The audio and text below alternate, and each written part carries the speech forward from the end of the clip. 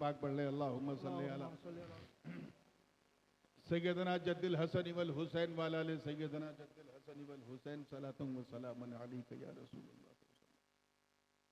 تقریر کا وقت تو ختم ہو گیا، اب تھوڑا سا ہائی لائٹس چلے گی، اس لیے کہیں سے اگر کچھ چو چو چو چو یا کو کو کو کو کوئی بھی آواز آوے تو اگنور کیجئے گا.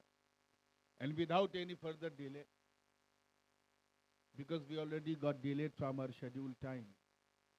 بھارتی ریل کی طرح آج ہمارا جلسہ بھی اپنے نردھارت سمے سے تھوڑا ویلم چل رہا ہے، تو میں سمے کو میک اپ کروں گا، آپ باتوں کو پک اپ کیجئے گا. انشاءاللہ رات بھی ڈھلتی رہے گی، بات بھی چلتی رہے گی. میں نے جس آئے مبارکہ کریمہ طیبہ کی تلاوت کی ہے، یہ قرآن مقدس کی اتنی مشہور آیت ہے کہ جب بھی کوئی منقبتی جلسہ ہوتا ہے، جیسے آج یہ جشن غریب نواز ہے، تو سنیوں کے اسٹیج سے کوئی نہ کوئی خطیب اس آیت کو پڑھتا ضرور. میں دعوے کے ساتھ کہتا ہوں کہ چچا تو چچا، بچہ بھی اس آیت کا ترجمہ جانتا ہوگا، اتنی مشہور. بچپن سے لے کے 55 تک نہ جانے کتنے چچا سنتے آ رہے ہیں، اور میری دعا ہے کہ 55 سے لے کے قبرستان کے مدفن تک سنتے رہیں، کیونکہ آیت ہی ایسی. پھر بھی ترجمہ کر دوں تاکہ ترجمانی بھی ہو جائے اور سمجھنے میں تھوڑی آسانی بھی ہو جائے. اللہ پاک کا ارشاد ہے، اے ایمان والو، یعنی مخاطب ہم لوگ اہل ایمان، الحمدللہ. او بلیورز، اے ایمان والو، ڈرو اللہ سے اور سچوں کے ساتھ ہو جاؤ. اللہ سے ڈرو اور بولیے سچوں کے ساتھ ہو. اگر آپ غور کریں تو اسی ایک آیت کے اندر دو الگ الگ مضمون ہیں، الگ الگ عنوان ہیں، الگ الگ ٹاپک ہے، الگ الگ رنگ ہے. آسانی کے لیے اگر کہہ دوں تو یہ ہے کہ ایک حصہ وہ ہے جس میں شریعت کا رنگ ہے، اور دوسرا حصہ وہ ہے جس میں طریقت کا رنگ ہے. اور دونوں کے بیچ میں باب عطف ہے، جس کو اردو میں اور کہتے ہیں، اور یہی اور قابل غور ہے. یعنی اور سے پہلے جو ہے وہ اور ہے، اور کے بعد جو ہے وہ اور ہے. یہی تو اردو کا غور ہے.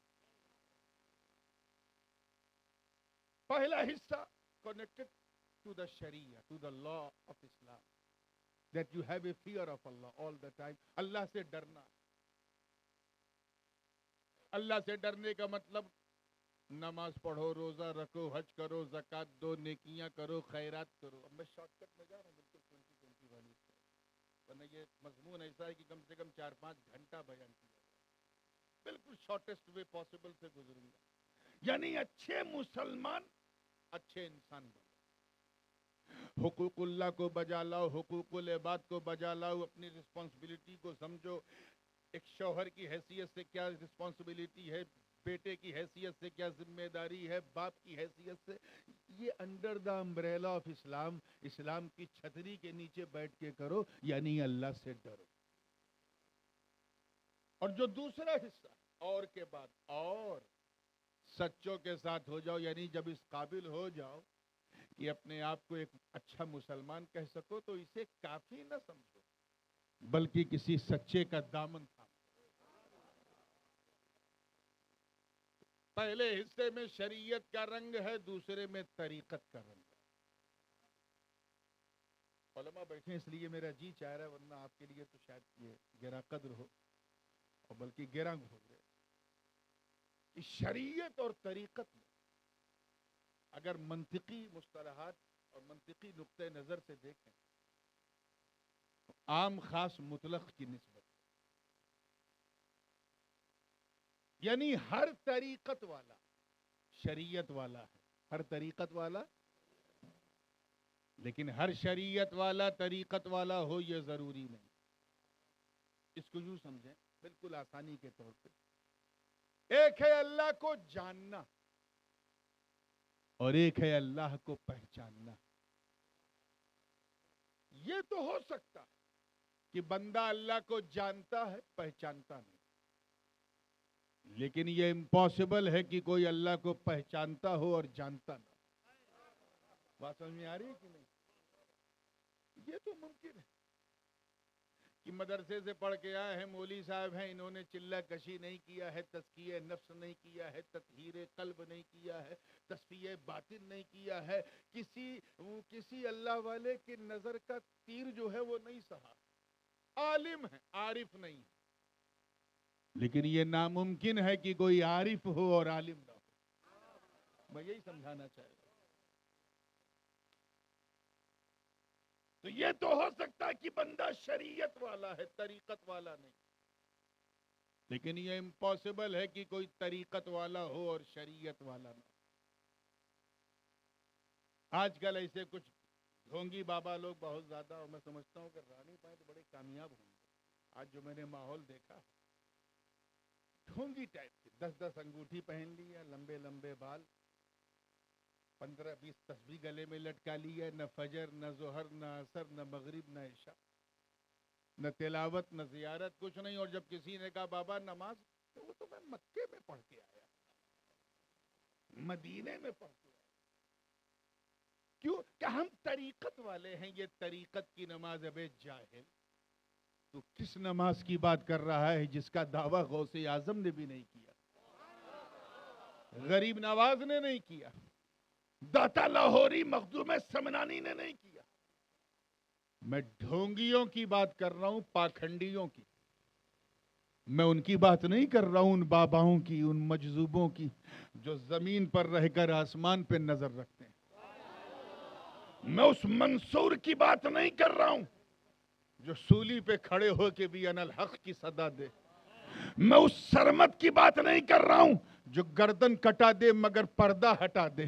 میں اس مست بہلول دانا کی بات نہیں کر رہا ہوں جو بڑے بڑے دیوانے جسے دانا کہیں. میں اس موسیٰ سہاگ کی بات نہیں کر رہا ہوں جو ساڑی پہن کر، ہاتھوں میں کنگن پہن کر، زمین پر رہ کر آسمان کی خبر لے.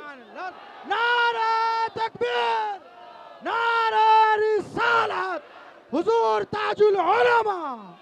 سبحان اللہ. میں ان پاکھنڈیوں کی بات کر رہا ہوں انہوں نے جتنا سنیت کو نقصان پہنچایا ہے شاید اتنا بدعقیدوں نے بھی نہیں پھیلایا. یاد رکھنا مسلمانوں، طریقت بغیر شریعت کے زندقہ ہے، گمراہی ہے، اور شریعت بغیر طریقت کے وہ بھی ڈینجر ہے. وہ تو اتنی ڈینجر ہے کہ اس کی مثال قرآن میں ہے. ابلیس، شریعت میں کوئی کمی نہیں تھی، سجدے پہ سجدہ، رکوع پہ رکوع، نماز پہ نماز، قعدے پہ قعدہ، قومے پہ قومہ، ذکر پہ ذکر، تسبیح پہ تسبیح، تحلیل پہ تحلیل، کرم پہ کرم، نظر پہ نظر، تقوی پہ تقوی، تقوی پہ تقوی. ایک دن مار دیا لقوہ. کیوں؟ شریعت کے ایگزام میں فرسٹ ڈویژن پاس ہوا تھا، طریقت میں پھسل گیا. دونوں کمبائنڈ ہے. اور طریقت کیا ہے؟ صوفیہ فرماتے ہیں الطریقہ ہی کلھا الادب. طریقت نام ہے ادب کا، یعنی جو جتنا مؤدب ہوتا ہے اتنا بڑا صوفی ہوتا ہے. اور اسی ادب کے فقدان نے ابلیس کو شیطانوں کا سردار بنا دیا. وہاں سب کچھ تھا، بس ادب نہیں تھا. اسی لیے میں بے ادبوں سے کہتا ہوں کہ تم کس توحید کا جھنڈا اٹھا رہے ہو؟ ہم اہل سنت والجماعت ہیں. ہم لا الہ الا اللہ بھی کہتے ہیں تو زبان محمد الرسول اللہ سے سن کے کر. واہ واہ، سبحان اللہ، سبحان اللہ، بہت خوب، سبحان اللہ، سبحان اللہ. اب اگر میں شارٹیسٹ وے پاسبل میں جا کے عرض کروں کہ اے ایمان والو اللہ سے ڈرو اور سچوں کے ساتھ ہو جاؤ، مطلب اے ایمان والو شریعت پہ عمل کرو. کیا کرو؟ زور سے بولو. شریعت پہ عمل کرو. اور طریقت والے بھی بن جاؤ. بے شک سبحان اللہ دونوں بہت ضروری ہے. اللہ سے ڈرو. یاد رکھیے گا پوری توجہ کے ساتھ. 12 سال بعد آیا ہوں تو ٹھوک بجا کر کے جاؤں گا, چاہے 15-20 منٹ ہی میں باجا بجا دوں, لیکن پورا ٹھیک کر کے جانا ہے. ماحول جی، بہت بے بگڑتا شک. جا رہا ہے. پوری زندگی کے ساتھ تیار ہیں؟ بالکل انشاءاللہ. زندگی کے ساتھ تیار ہو. جی جی انشاءاللہ. توجہ کے ساتھ سننا. اللہ سے ڈرنے کا یہ مطلب نہیں ہے کہ شراب بھی پیو, زمزم بھی پیو. اللہ سے ڈرنے کا یہ مطلب نہیں ہے کہ زکات بھی دو, سود بھی کھاؤ. اللہ سے ڈرنے کا یہ مطلب نہیں ہے کہ پسینہ بہا کر محنت سے پیسہ بھی کماؤ اور ادھر ادھر کا مال بھی بٹورو. بلکہ اللہ سے ڈرنے کا مطلب یہ کہ 24/7 اراؤنڈ دا کلاک, 24 گھنٹہ ایسے پریکٹیکل مسلمان بن کے جیو کہ جب تم احمد آباد کی گلیوں میں چلو تو تمہیں دیکھنے والا یہ کہے واہ, جب بندہ ایسا ہے تو مولا کیسا ہو. واہ واہ واہ, بہت خوب, بہت کیا بات ہے, بہت خوب, جب امتی ایسا ہے تو اس کا نبی کیسا ہوگا. بہت اچھی جب بات. مرید ایسا ہے تو اس کا پیر کیسا ہوگا. کیا بات ہے, سبحان اللہ سبحان اللہ.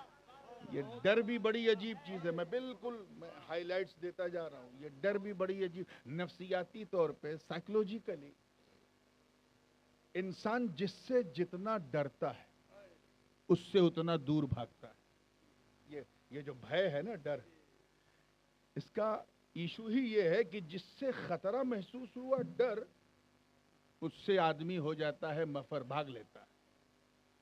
آپ سڑک پہ چل رہے تھے, کھیت میں اچانک ایک کالا کالا ناگ آیا, پھن کھولا. اب آپ کے ہاتھ میں بچاؤ کے لیے کچھ نہیں ہے, ڈنڈا تک نہیں ہے. کیا کرو گے؟ اس سانپ کے سر پہ ہاتھ پھیرو گے؟ بولو کیا کرو گے؟ بھاگو گے. کیا کرو گے؟ بھاگ گئے. ادھر والے بولو کیا کرو گے؟ گھر میں بیٹھے تھے, اچانک انفلوژن ہوا یا سلنڈر پھٹا, کچھ بھی ہوا, آگ لگ گئی تو کیا کرو گے؟ بھاگ. گھر چھوڑ کے بھاگو گے. کیوں؟ کیونکہ وہ خطرہ, وہ ڈر بھگا رہا ہے کہ اگر بھاگے نہیں تو تیری داستہ بھی نہ ہوگی داستانوں میں. تو انسان, توجہ چاہوں گا, دیکھیے گا ماشفاق صاحب, اگر یہ نقطہ پسند آ جائے تو دعا دیجئے گا کہ انسان جس سے جتنا ڈرتا ہے اتنا دور بھاگتا ہے. اتنا زور سے بولو, دور بھاگتا ہے. مگر صرف اللہ کا ڈر اتنا لاجواب, اتنا بے مثال ہوتا ہے کہ بندہ جتنا اللہ سے ڈرتا جاتا ہے اتنا اللہ کے قریب ہوتا جاتا ہے. سبحان اللہ سبحان اللہ سبحان اللہ, بہت خوب. یا رسول اللہ, نہیں چھوڑے. So if you want to get closer to Almighty Allah, اللہ کے قریب ہونا ہے, so easiest way, سب سے آسان راستہ یہ ہے, اللہ سے ڈرنا شروع کرو. اس کے قہر سے ڈرو, اس کے انتقام سے ڈرو, اس کے عذاب سے ڈرو, اس کے فیصلوں, اس کے عدل سے ڈرو. یاد رکھو, اور یہ ڈر تبھی پیدا ہوگا جب تم یہ سوچو کہ اللہ دیکھ رہا ہے. بے شک بے شک, بہت. حضرت جنید بغدادی ہوں, ابو بکر شبلی ہوں, حضرت علی الحداد ہوں, حضور غریب نواز ہوں, سب کا مشترکہ یہ موقف ہے کہ اللہ سے ڈرنے کی سب سے بڑی مثال یہ ہے کہ اللہ سے وہی ڈرتا ہے جو یہ سوچتا ہے کہ اللہ دیکھ رہا. جی بہت خوب. All the time Allah subhanahu wa ta'ala is watching you, whatever you do. جو چاہو کرو, اللہ دیکھ رہا. اپنے دھڑکتے ہوئے دل پر ایمانداری سے ہاتھ رکھ کے بتاؤ, کیا ہم اس بات کو مانتے ہیں؟ جانتے تو ہیں, اس میں نو ڈاؤٹ. بچہ بچہ جانتا ہے کہ اللہ دیکھ رہا ہے. کیا مانتا بھی ہے؟ بدقسمتی یہ ہے کہ ہم صرف جانتے ہیں, مانتے نہیں. مانتے نہیں, اسی لیے تو ہم ہر وہ گناہ کرتے ہیں جو کسی بھی اندھے کے سامنے کیا جا سکتا. ہم بھول گئے کہ اللہ دیکھ رہا ہے. ورنہ مجال ہے کہ تم شراب کی بوتل کو ہاتھ لگاؤ گے, جیسے ہی تم ہاتھ لگاؤ گے اندر سے ایمان بولے گا بوتل توڑ دے, اللہ دیکھ رہا. بہت. جیسے تم کسی یتیم کا مال لوٹو گے اندر سے آواز آئے گی نہ لوٹ، اللہ دیکھ رہا ہے۔ جیسے تیری نظر بہکے گی اندر سے آواز آئے گی پلکوں کو جھکا لے، اللہ دیکھ رہا۔ کیا تم بھول گئے قصہ یوسف کو نوجوانوں؟ زلیخا بھی حسن میں کسی سے کم نہیں تھی، لیکن جب انہوں نے گناہ کی دعوت دی اور ایک ایسی جگہ جہاں ان کے سوا کوئی دوسرا نہ تھا، آج کا نوجوان ہوتا تو غضب ہو جاتا، لیکن قربان جاؤ حضرت یوسف کے خوف خدا پر، فرماتے ہیں نادان عورت تو کیا سمجھ رہی ہے کوئی دیکھ نہیں رہا ہے؟ ارے یوسف کو کوئی دیکھے نہ دیکھے یوسف کا خدا دیکھ رہا ہے۔ انی اخاف اللہ رب العالمین، اور میں اپنے رب سے بہت زیادہ ڈرتا ہوں۔ یہ یوسف علیہ السلام کا جواب تھا۔ اور تم صبح سے لے کے شام تک فجر کے وقت چادر ٹانے سو رہے ہو، کہتے ہو ہم مسلمان ہیں۔ ظہر کے وقت منڈی میں گھوم رہے ہو، نماز نہیں پڑھ رہے ہو، ہم مسلمان ہیں۔ عصر کے وقت چائے خانے میں بیٹھ کے قہقہے لگا رہے ہو، مسلمان ہیں۔ مغرب کے وقت پھر منڈی پہنچ گئے، مسلمان ہیں۔ عشاء کے وقت جو ہے ادھر ادھر گپیں ہانک رہے ہو اور کہہ رہے ہو ہم مسلمان ہیں۔ اپنے کردار و عمل کو بناؤ، اپنے آپ کو ایسے رنگ میں ڈھال لو کہ تمہیں لوگ نام کا مسلمان نہیں کام کا مسلمان۔ بے شک، سبحان اللہ۔ ایک بات اور ذہن میں رکھیے گا، آج میرا بہت کم موڈ ہوتا ہے اصلاحی مزاج، ہم لوگ ذرا نکتوں اور نکات والی تقریریں زیادہ کرتے ہیں، لیکن اس وقت سرکمسٹانسز ایسے ہیں کہ مجھے بھی ویجیٹیرین اسٹائل اپنانی پڑ رہی ہے، لیکن یہ بہت ضروری ہے۔ تو توجہ ہے نا آپ لوگ؟ میں اس کو بہت وہ نان ویج تقریریں پھر کہیں ہوں گی، آئیے پھر اسی پہ آئیے، پوری زندگی کے ساتھ تیار ہے؟ جی جی ہاں بالکل، دیکھیے گا۔ بدقسمتی سے ہم میں سے اکثر کا عالم یہ ہے، unfortunately we are acting Muslim, not a practical Muslim۔ برا مت مانیے گا مگر اکثر ہم میں 95%، I must say 98% میں بھی، وہ میں بھی 99%، ہم میں ایسے مسلمان ہیں جو صرف اس لیے مسلمان ہیں کیونکہ ہمارے ابا مسلمان ہیں، دادا مسلمان تھے اس لیے ہم مسلمان ہیں، اور کوئی خاص بات نہیں۔ ہم اس لیے مسلمان ہیں کہ جب ہم پیدا ہوئے تو ہمارے ماں باپ نے ہمارا نام اردو بھاشا میں، فارسی بھاشا میں، عربی بھاشا میں رکھا، ہندی یا گجراتی میں نہیں رکھا، حالانکہ ہندی گجراتی میں بھی رکھنا جائز تھا۔ جیسے ہی انڈونیشیا کے مسلمان عربی میں نام نہیں رکھتے، اپنی انڈونیشی بھاشا میں رکھتے ہیں۔ ایران کے مسلمان 90% پرشین بھاشا میں رکھتے ہیں، ٹرکش لوگ تو 98% ٹرکش بھاشا میں رکھتے ہیں۔ پتہ نہیں ہمارے بزرگوں کو کیا ہوا کہ انہوں نے ہندی بھاشا میں نام نہیں رکھا، ورنہ پرکاش سنگھ مسلمان کا بھی نام ہو سکتا تھا، چندرکانت مسلمان کا نام بھی ہو سکتا تھا، مگر ہم نے اس زبان کو اپنایا نہیں، اور آج یہی زبان ہمیں بلا رہی ہے کہ ہندی ہے ہم وطن ہے ہندوستان ہمارا۔ تو ہم صرف اسی لیے مسلمان ہیں کیونکہ ہمارے کان میں اذان دی گئی تھی، اور کوئی خاص بات نہیں۔ اور بتاؤں، ہم صرف اس لیے مسلمان ہیں کیونکہ ہفتے میں ایک دن مسجد چلے جاتے ہیں، اور ایسے ٹائم جاتے ہیں جب امام صاحب ممبر پہ کھڑے ہو جائیں اور 2 رکعت پڑھ کے ایسا بھاگتے ہیں جیسے ٹرین چھوٹ رہی ہے۔ ہم اس لیے مسلمان ہیں کیونکہ ہم لوگ عید کی سوئی کھانا نہیں چھوڑتے، محرم کا کھچڑا کھانا نہیں چھوڑتے، ربیع الاول کی سبیل پینا نہیں چھوڑتے، اور شب برات میں قبرستان بعد میں پہلے حلوہ کھانا نہیں چھوڑتے۔ اور بتاؤں بالکل پکی بات جس میں کسی کا کوئی اختلاف نہیں، اگر کوئی ایک نشانی پوچھی جائے آج ہم میں مسلمان ہونے کی، تو وہ صرف ایک یہ بچی ہے کہ ہم اس لیے مسلمان ہیں کیونکہ ہماری مسلمانی ہوئی ہے، ختنہ ہوا۔ آج اس سے بڑی پہچان ہمارے پاس نہیں رہ گئی۔ یاد رکھنا، ہم وہ مسلمان نہیں ہیں جن کا چہرہ دیکھو تو خدا یاد آ جائے، ہم وہ مسلمان نہیں جنہوں نے بدر و احد، خیبر و خندق میں پرچم اسلام کو لہرا دیا، ہم وہ مسلمان نہیں جنہوں نے انطاکیہ کی کلیساؤں میں اذان دے دی، ہم وہ مسلمان نہیں ہیں جن کے تصور سے قیصر و کسریٰ کے ایوان میں دھرتی کمپ آ گیا. ہم وہ مسلمان نہیں ہیں جن کا نام سن کر رستم اور سہراب کا کلیجہ تھر تھرا جاتا تھا. ہم وہ مسلمان نہیں ہیں رانی پوالو جنہوں نے میدان بدر و حنین میں، قاری صاحب دیکھیے گا، میدان بدر و حنین میں اپنے کافر رشتہ داروں کے خلاف تلوار اٹھا کر یہ پیغام دے دیا کہ اے لوگوں، رشتہ داری اور ہے، مصطفیٰ کی وفاداری اور ہے. نعرہ تکبیر، نعرہ رسالت، جشن غریب نواز، عظمت مصطفیٰ. اب وہ مسلمان نہیں ہیں، وہ مسلمان نہیں ہیں. ارے جن کا چہرہ اگر بیت المقدس کا پادری دیکھ لے تو لڑنے سے پہلے قدموں میں چابی رکھ دے. ہم وہ مسلمان نہیں ہیں جنہوں نے دریائے نیل کی روانی کو صرف ایک خط، ایک پتر لکھ دیا تو روانی کا مزاج بدل گیا.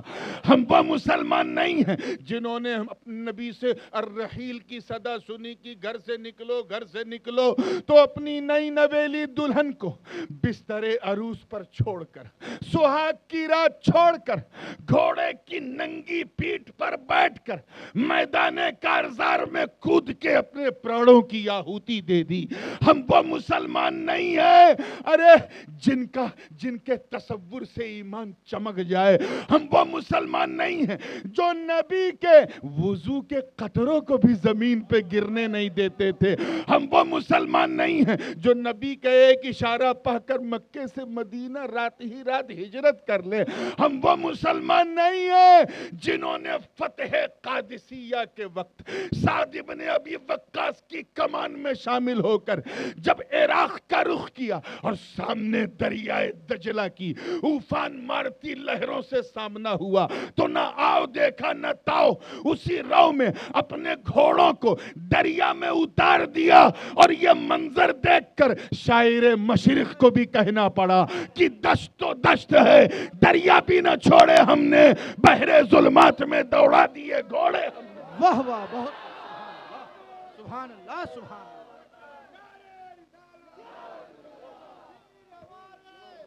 بس ہم سے خالی نعرہ لگوا لو، اس سے زیادہ کچھ نہیں. ہم لوگ نعرے والے مسلمان ہیں. نعرہ لگوا لو، لمبا لمبا نعرہ لگوا لو. اس لیے try to become a perfect Muslim. اچھے مسلمان بنو اور اللہ سے ڈرو. ایک حصہ اور بھی عرض کرتا چلوں، اکثر میں اسے بیان کرتا ہوں، رہ نہ جائے. حضرت خواجہ اویس قرنی رضی اللہ تعالیٰ نام تو سنا ہوگا، سنا ہے؟ بن دیکھے یہ عالم تھا اویس قرنی کا، سرکار کی سن سن کے خبر جھوم رہے. لاجواب شخصیت، دونوں جہاں تھے وجد میں اللہ کی قسم. پہنا تھا جب اویس نے کرتا رسول کا. وہ اویس قرنی جنگل میں عبادت کر رہے ہیں. کہاں؟ جنگل میں. اور ان کی بکریاں، یہ بکریوں والی مثال اس علاقے کے لیے پرفیکٹ ہوگی. بکریاں ان کی سکون سے گھاس چر رہی ہیں، کوئی پرابلم نہیں. اور ایک بھیڑیا نوکیلے دانت والا، بھیڑ نہیں بھیڑیا، گردن گھما گھما کے خواجہ اویس کی بکریوں کی رکشا کر رہا ہے، حفاظت کر رہا ہے. بھیڑ ہوتا تو یقین بھیڑیا، لکڑ بگھا، انگریزی میں کہتے ہیں ہائینا. بات سمجھ میں آئی نا؟ اتنا خطرناک درندہ. ہمیں شیر ہوتا تو میں یقین کر لیتا مولانا تجمل صاحب، شیر جتنا خوخار ہوتا ہے اس سے زیادہ خوددار ہوتا ہے. If you fed the lion properly, then you can walk with the lion without any hesitation. اگر شیر کو کھلا پلا دو پیٹ بھر کے نا تو تم اس کے ساتھ ٹہل گھوم سکتے ہو، اتنا مستی میں رہتا ہے، وہ منہ نہیں لگاتا. اور یہ میں سنی سنائی بات نہیں کر رہا ہوں، ذاتی تجربہ ہے. میں نے ایسا کیا، شیر کو کھلایا پلایا، پھر اس کو 500 میٹر تک اپنے ساتھ چلایا اور بلی کی طرح اسے گھمایا. اب یہ اور بات ہے کہ شیر کے ساتھ چلنے کے لیے سینے میں بھی شیر والا دل چاہیے. یہ سب کے بس کا روگ نہیں ہے. مگر مجھے پتا تھا کہ اگر شیر پیٹ بھر کے کھا لے تو 3-4 دن شکار کے بارے میں سوچتا ہی نہیں, مستی میں رہتا, نشے میں رہتا. لیکن بھیڑیا میرے دوستو, بھیڑیا ایسا درندہ ہے, لکڑ بگھا بھیڑیا ہے ہی نہ, کہ اگر اتنا کھا لے کہ پیٹ نہیں گردن تک کھا لیا, اور سامنے اگر بکری دکھ جائے, بھیڑ دکھ جائے, دمبا دکھ جائے تو نوچے گا ضرور چاہے کھائے نہ. اسی لیے تو وہ ہے نا, اتنا خطرناک درندہ. اور یہاں کیا منظر ہے, خواجہ اویس عبادت کر رہے ہیں, بکریاں سکون سے گھاس چر رہی ہیں, اور بھیڑیا گردن گھما گھما کے بکریوں کی حفاظت کر رہا ہے. ایک راہگیر کا, مسافر کا گزر ہوا, اس نے جب یہ ادبھت, اوشوسنیہ, اکلپنیہ, انکریڈیبل, انبلیویبل, ناقابل یقین منظر دیکھا تو اس سے رہا نہیں گیا. اس نے پوچھا, بابا آپ کو اس بھیڑیے سے ڈر نہیں لگتا؟ خواجہ اویس نے سر اٹھا کے مسکرا کے فرمایا, تو میری بات کر رہا ہے, میری بکریوں کو بھی اس سے ڈر نہیں لگتا. میری بکریوں کو بھی اس سے ڈر. کہ وہ کیوں؟ کہ سن, اللہ کرے آپ تک پہنچ جائیے, سن, پہلے میں اس بھیڑیے سے ڈرتا تھا, ہائے ہائے ہائے, پہلے میں اس بھیڑیے سے ڈرتا تھا, اب یہ بھیڑیا مجھ سے ڈرتا ہے. وہ کیوں؟ کہ سن, جب تک, توجہ, جب تک میں اللہ سے نہیں ڈرتا تھا, اس بھیڑیے سے ڈرتا تھا, جب سے میں اللہ سے ڈرنے لگا یہ بھیڑیا مجھ سے ڈرنے لگا. بہت خوب بہت خوب.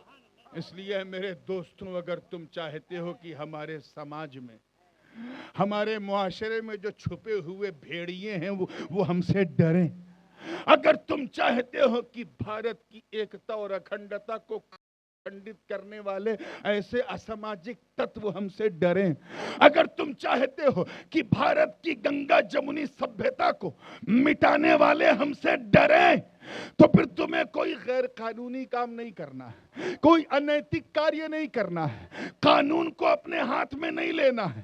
اگر پورا سیناریو چینج کرنا ہے تو بس اللہ سے ڈرنا شروع کرو.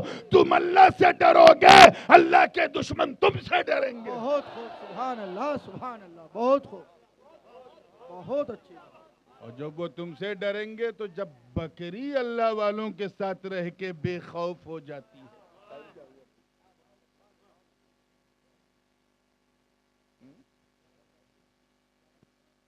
جب بکری اللہ والوں کی صحبت میں رہ کے بے خوف ہو جاتی ہے, تو سوچ لو انسان کا کیا حال ہوگا. اس لیے کہ سچوں کے ساتھ رہو, اللہ سے ڈرتے بھی رہو, سچوں کے ساتھ چلتے بھی رہو. جانور ہی کی مثال یہاں دینا زیادہ مناسب لگ رہا ہے, کیونکہ اٹھنا بیٹھنا یہاں لوگوں کا انسانوں کے ساتھ کم ہے, جانوروں کے ساتھ زیادہ ہے. اب اتنی رات ہو گئی, تھوڑا ہنساؤں گا نہیں تو سناؤں گا کیا. بات کو بالکل فائنل کنکلوژن کی طرف لے چل رہا ہوں. دقیانوس نام کا ایک بادشاہ تھا, بڑا جابر, بڑا ظالم. رومن امپائر کے زمانے میں, جب یہ موجودہ عمان جو ہے, جو جارڈن کا کیپٹل ہے, وہ اس کا دارالحکومت تھا, اور اس کا دور حضرت عیسیٰ علیہ السلام کے تقریباً 250 سال کے بعد, اور ہمارے نبی صلی اللہ علیہ وسلم کی ولادت سے تقریباً 350 سال پہلے, یعنی ان بٹوین اس کا دور ہے دقیانوس کا. وہ ستاروں کی پوجا کرتا تھا, اور یہ چاہتا تھا کہ سب کے سب ستاروں کی پوجا کریں. تو پولرائزیشن کی پالیسی پہ اس کا عمل تھا. جس گرو کی مدد سے وہ کرسی پہ بیٹھا تھا دقیانوس, اسی گرو کو اس نے سائیڈ میں بیٹھال کے ان کی کرسی پہ بیٹھ گیا. ایسا بادشاہ تھا. گرو کے زمانے میں جو چاندی سونے کے سکے چلتے تھے, اشرفی, دینار, ان کو ڈی مونیٹائز کر کے, پگھلا کے نوٹ بندی کر کے اپنے نام کا سکہ چلایا. دقیانوس ایسا بادشاہ تھا کہ پورے میڈیا تنتر کو اس نے اپنی گود میں بٹھا لیا تھا. اس زمانے میں سب سے بڑا میڈیا تنتر جو ہے وہ چرچ کہلاتا تھا. چرچ کا جو پادری ہوتا تھا نا, اس کی بات پہ لوگ غور کرتے تھے, اور سارے پادریوں کو اس نے خرید رکھا تھا, اور جو نہ بکتا تھا اس کے خلاف حکومت کی ایجنسیز لگا دیتا تھا تاکہ وہ بک جائے. میں بات دقیانوس کی کر رہا ہوں, آپ کا دماغ ادھر ادھر تو نہیں جا رہا ہے نا. دقیانوس ایسا ظالم تھا, اس نے ایک ڈیٹینشن سینٹر بنا رکھا تھا اردن کے اندر, کہ جو اس کی بات نہیں مانتا تھا اس کو وہاں سے اس کی ناگرکتا چھین کر کے اس ڈیٹینشن سینٹر میں ڈیٹین کر دیتا تھا. اتنا ظالم تھا. کچھ اللہ جانے 4 لوگ تھے یا 5 لوگ تھے یا 6 لوگ تھے یا 7 لوگ تھے یا 8 لوگ تھے, اللہ بہتر جانتا ہے. لیکن کچھ اللہ والے ایسے تھے جو حضرت عیسیٰ علیہ السلام کے سچے انویائی تھے. حضرت عیسیٰ کو اللہ کا نبی مانتے تھے, بیٹا نہیں. وہ بڑے عاجز تھے, بڑے تنگ تھے, ان کو عبادت کرنے کا موقع نہیں مل رہا تھا, کیونکہ دھیرے ان کی سارے چرچوں کے نیچے نیچے سے اس نے کہا کہ یہاں ہمارا مندر تھا, یہاں ہمارے ٹیمپل تھے, اس طرح سے سارے چرچوں کو اس نے کھود ڈالا تھا, ختم کر دیا تھا. گھروں میں بیچارے چھپ چھپ کے حضرت عیسیٰ کا نام جپتے تھے. ان لوگوں نے فیصلہ کیا کہ چلو یہ جگہ چھوڑو اور کسی ایسی جگہ چلو جہاں بس سکون سے ہم پرارتھنا کر سکیں, پوجا کر سکیں, عبادت کر سکیں. وہ وہاں سے چلے. 2-4 کلومیٹر آگے بڑھے ہوں گے کہ ایک کتا ان کے پیچھے لگ گیا. میں نے کہا نا, میں جانور ہی کی مثال دوں گا. ایک کتا ان کے پیچھے لگ گیا. 1-2 بار تو انہوں نے دد دد دد دد کیا, لیکن پھر وہ پونچھ ہلاتا تھا, زبان باہر کرتا تھا, پھر پیچھے. پھر 2-4 قدم آگے بڑھے, پھر روکتے تھے, پھر پونچھ ہلاتا تھا, وفاداری کی بات کرتا تھا, پھر پیچھے پیچھے. چلتے چلتے مقام رقیم تک پہنچے. ان اصحاب الکہف والرقیم کانوا من آیاتنا عجبا. اور جب وہاں پہنچے تو جب حد ہو گئی تو جو ان میں سب سے ماہر تھے, بڑے تھے, سینئر تھے, وہ آگے بڑھے. انہوں نے اس کتے کو پھٹکارا اور کہا, سن, تو بھوکے گا تو تیری آواز سن کے راجا کے سپاہی آ جائیں گے, وہ ہمیں پکڑ کے پھر وہیں لے جائیں گے, اس لیے جا. اتنا کہنا تھا, وہ کتا رونے لگا. He started to cry and he put his hand up. اللہ کی بارگاہ میں اس نے اپنے دونوں آگے کی ٹانگ جو اس کا ہاتھ ہے اسے اٹھا دیا اور عرض کرنے لگا, باری الہ, اے اللہ تو مجھے انسانی بھاشا کا نطق دے دے, میں تیرے نیک بندوں سے بات کر کے اپنے احساسات اور اپنے جذبات بیان تو کر سکوں. ذرا پیچھے چلنے کی توجہ اور اللہ والوں کی صحبت میں رہنے کا فیض دیکھو. اللہ نے اس بے زبان کتے کو انسان کی زبان دے دی. واہ واہ, بہت خوب. اور اس نے کہا, اے اللہ والوں, میں یوں ہی تمہارے پیچھے نہیں آیا ہوں. جس راجا سے تم پریشان ہو ہم بھی اس سے پریشان ہیں. میں تو اس لیے پیچھے آیا کہ جب آپ لوگ چل رہے تھے تو میں نے خود دیکھا کہ ایک نور آپ سب کے جلووں کا طواف کر رہا ہے. بہت خوب, سبحان اللہ. میں سمجھ گیا آپ یو ایکسپشنل پرسنالٹیز ہیں. میں آپ کے پیچھے چلتا رہا. میں جانتا ہوں آپ اللہ والے, تبھی تو آپ کی صحبت کی برکت نے مجھے انسانی زبان دے دی. اے اللہ والو, مجھے خود سے دور مت کرو. میں بھوکتا ضرور ہوں مگر اپنوں پہ نہیں, غیروں پر بھوکتا ہوں. مجھے اپنوں سے دور مت کرو, اپنے ساتھ رکھو. اور کہا, سنو, واللہ انی احب الصالحین, قسم خدا کی میں اللہ والوں سے سچی محبت کرتا ہوں. بے شک. یہ پورا واقعہ قرآن مقدس کے 15ویں پارے کے نصف آخر میں سورہ کہف میں تفصیل سے موجود ہے. تفسیر پڑھ لیجئے گا اور تفسیر اشرفی پڑھیے گا تو اور آسانی سے سمجھ میں آئے گا. توجہ ہے نا آپ لوگوں کی. اس کے بعد پھر ان لوگوں نے کہا, جب ایسی بات ہے تو چل پیچھے پیچھے. اب آگے آگے اصحاب کہف, پیچھے پیچھے کتا, آگے آگے اصحاب کہف, پیچھے پیچھے کتا. چلتے چلتے پہاڑ پہ چڑھے, ایک گفا میں پہنچے. گفا بڑی بھیاوہ تھی. جیسے ہی گفا کے اندر وہ اصحاب کہف داخل ہوئے, کتے کو اپنی حد پتہ تھی. وہ اندر نہیں گیا, وہ اسی گفا کے دہانے پہ بیٹھ گیا. اب ذرا دیکھو, وہ اندر گئے تو وہ سو گئے, کتا دہانے پہ بیٹھا تو یہ بھی سو گیا. اور ذرا پیچھے چلنے کی اور ولیوں کے ساتھ رہنے کی برکت کا فیض دیکھو بے شک کہ وہ اس کا بیٹھنا کیسا تھا. اللہ نے اس بیٹھک کو بھی اپنی مقدس کتاب میں ٹاپک بنا بے دیا. شک سبحان اللہ چنانچہ سبحان فرمایا کلبہم باسط ذراعیہ بالوصید، اور ان کا کتا جو ہے اپنی باہیں پھیلائے سکون سے بیٹھا تھا. اللہ. اے اے واہ واہ. وہ بھی سو گئے، کتا بھی سو گیا. 10 سال نہیں، کیا ہوا؟ 50 سال نہیں، 100 سال نہیں، 150 سال نہیں، 300 سنین وازدادوا 9 309 سال تک. زور سے بولو کئے سال تک؟ واہ واہ 309. 309 years continuously they slept deeply. وہ سوتے رہے. ذرا صحبت کا فیض دیکھو سنیو، ان کا کتا بھی 309 سال تک سوتا رہا. نہ انہیں موت مٹا سکی، نہ اسے موت مٹا سکی. 6 مہینے پہ وہ کروٹیں بدلتے تھے. وَنُقَلِّبُهُمْ ذَاتَ الْيَمِينِ وَذَاتَ الشِّمَالِ. 6 مہینے پہ اصحاب کہف کروٹ بدلتے تھے. پیچھے چلنے کی برکت دیکھ، ان کا کتا بھی 6 مہینے پہ کروٹ بدلتا. واہ واہ واہ واہ. یہ اسی لیے کہتے ہیں اللہ والوں کے ساتھ چلو. بے شک بے شک. نہ اسے موت مٹا سکی، نہ اسے. موقع ملے تو ان جاہل ملوں سے کہو جو نبی کو مر کے مٹی میں ملنے والا کہتے ہیں، ارے جاہلو، جب حضرت عیسیٰ کی امت کے اولیاء کا یہ عالم ہے کہ 309 سال تک انہیں موت نہ مٹا سکی، تو اگر مصطفیٰ کی امت کا ولی، میرا خواجہ، تیرا خواجہ، ولیوں کا راجہ، سلطان الہند، اگر 900 برس سے حکومت کر رہا ہے تو حیرت کیا؟ سبحان اللہ. نعرہ تکبیر، نعرہ رسالت، خواجہ کا ہندوستان. سبحان اللہ. بات کو سمجھتے چلیں. وہ گفا بڑی ادبھت تھی. میں نے کہا نا، بات کو ختم کر چکا ہوں، 2-3 منٹ میں فنش کرنا ہے. بڑی عجیب و غریب گفا تھی. تھوڑا سا پشچم سے بھی کھلی تھی، تھوڑا سا پورب سے بھی کھلی تھی، تھوڑا تھوڑا. اور ایسی کھلی تھی کہ جب سورج نکلتا تھا، یہ ہیومن سائیکالوجی اگر کوئی ایسے کرے گا سب کی گردن گھوم جاتی ہے، اور گھمانے میں شیطان کا بڑا اہم کردار ہوتا ہے. توجہ میری طرف رکھیں. تیار ہیں؟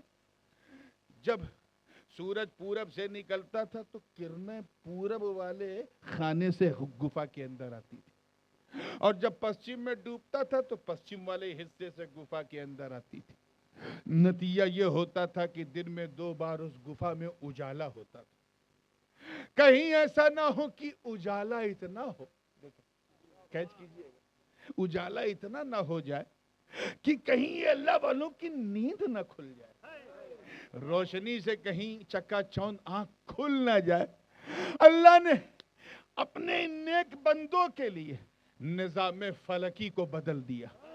چنانچہ قرآن کی آیت پکار اٹھی، وَتَرَى الشَّمْسَ إِذَا طَلَعَتْ تَزَاوَرُ عَنْ كَهْفِهِمْ ذَاتَ الْيَمِينِ وَإِذَا غَرَبَتْ تَقْرِضُهُمْ ذَاتَ الشِّمَالِ وَهُمْ فِي فَجْوَةٍ مِّنْهُ. سورج جب نکلتا تھا تو کرنیں اندر نہ آ جائیں، اللہ اسے داہنی طرف گھما دیتا تھا، اور جب ڈوبتا تھا تو کرنیں اندر نہ آئیں، اللہ اسے بائیں طرف گھما دیتا تھا.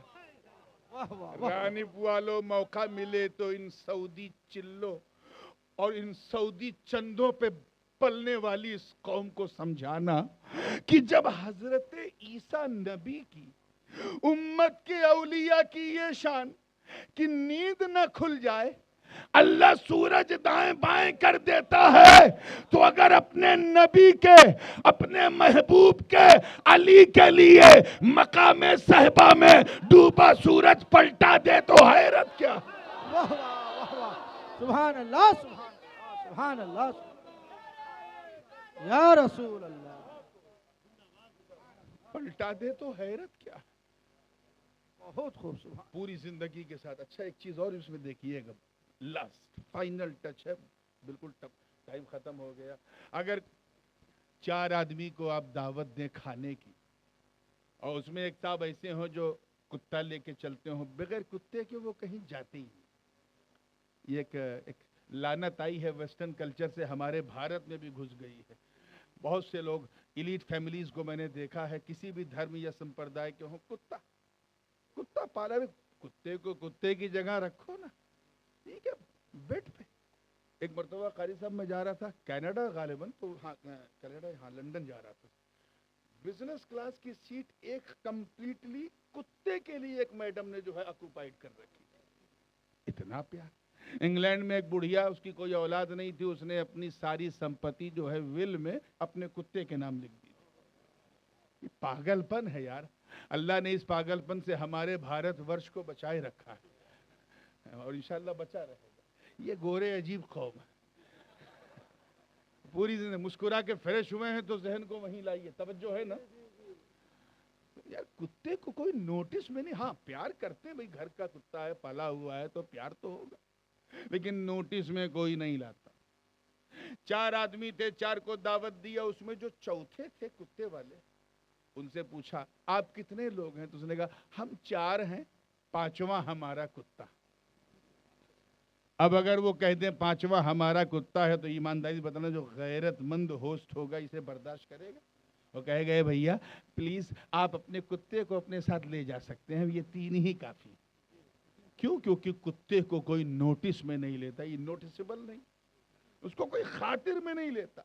3 ہے تو کہے گا ہم 3 ہیں, چوتھا ہمارا کتا, نو یہ نہیں چلے گا. 5 ہے تو 5 کہو, یہ نہیں کہ 6واں ہمارا کتا. 7 ہیں تو 7 کہو, یہ نہیں کہ 8واں ہمارا کتا, نہیں چلے گا.